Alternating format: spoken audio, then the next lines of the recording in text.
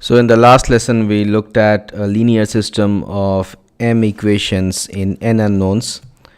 And let me write it down again. So it was a11 x1 plus a12 x2 plus dot dot dot a1n xn is equal to b1. And the second equation was a21 x1 plus a22 x2 plus dot dot dot plus a2n xn is equal to b2, and so on and so forth. We can write the mth equation as am1 x1 plus am2 x2 plus dot dot dot plus amn xn is equal to bm.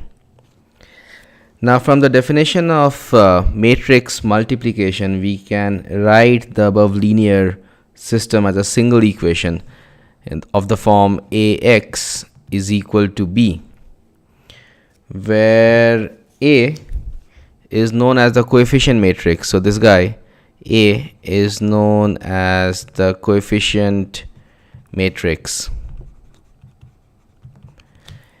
and a can be written as, so a can be written as a11 a12 till a1n and a21 a22 dot dot dot a2n, and so on and so forth. We can write the mth row here as am1 am2 amn. So a, that is the coefficient matrix, so this guy is a m by n matrix,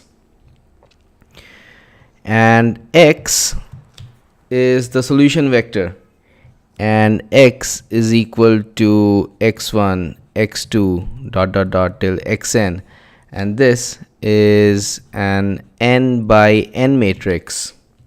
All right, and b is equal to the vector b1 b2 till bm.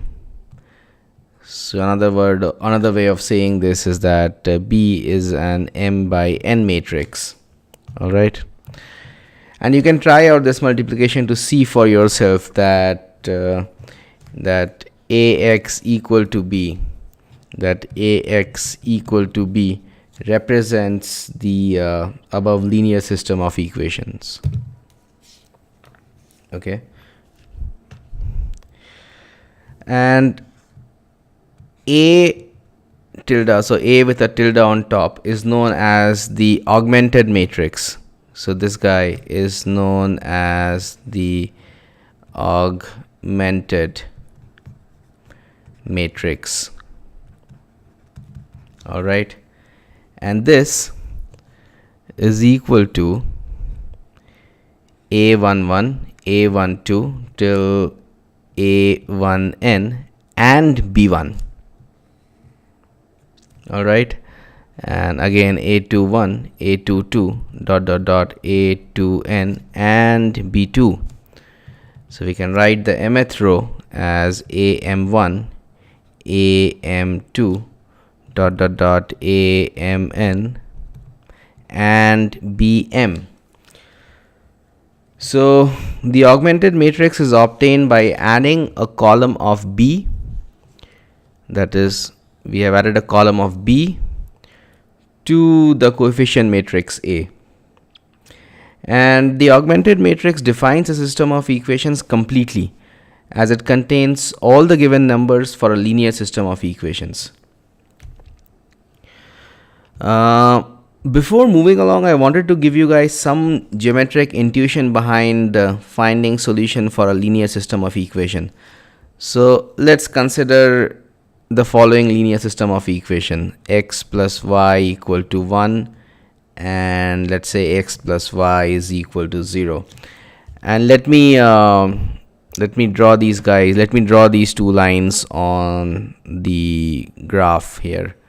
So x plus y equal to 0 will be a line like this, having a slope of minus 45 degree and passing through the origin, and x plus y equal to 1 will be a line parallel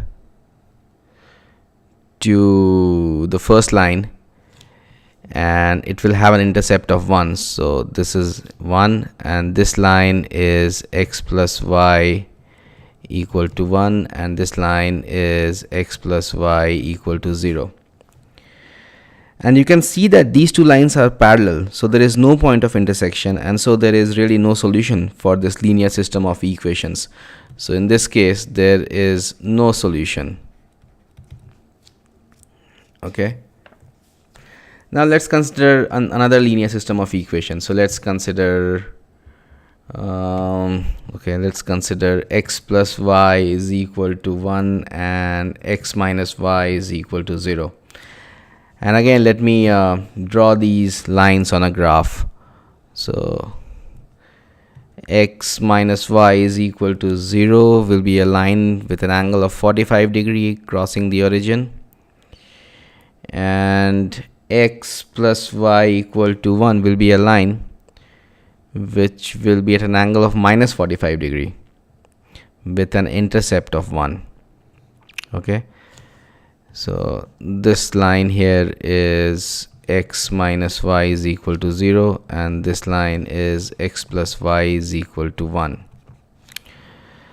And these two lines intersect at the point 1 by 2, 1 by 2. So the solution vector x is equal to 1 by 2, 1 by 2 is a solution for the linear system of equation. So in this case there is a unique solution. All right, and finally let's consider one more example here. That is, let's say x plus y is equal to 1, and let's say 2x plus 2y is equal to 2, right?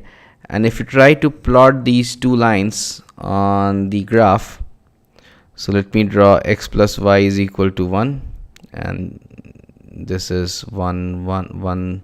So this intercept is 1 here, and the second line 2x plus 2y is equal to 2 is actually the same line, right? So it will be drawn on top of the same line again. So in this case, since both the lines are actually the same, hence the linear system of equations in this case will have infinite number of solutions. So in this case we have an infinite